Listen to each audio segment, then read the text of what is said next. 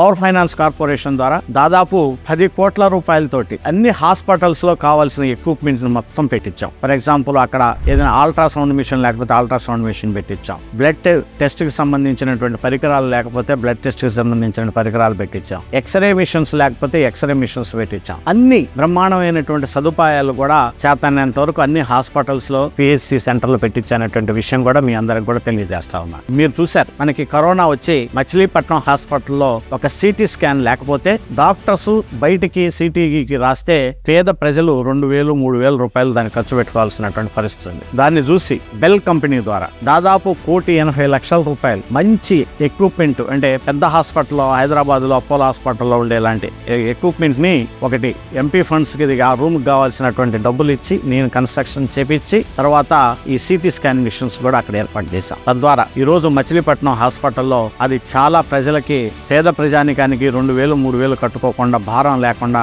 ఆ మిషన్ కూడా బ్రహ్మాండంగా పనిచేస్తుంది అనేటువంటి విషయాన్ని కూడా ఈ సందర్భంగా మనం చేస్తాను. గాజు గ్లాసు గుర్తుకు ఓటు వేద్దాం.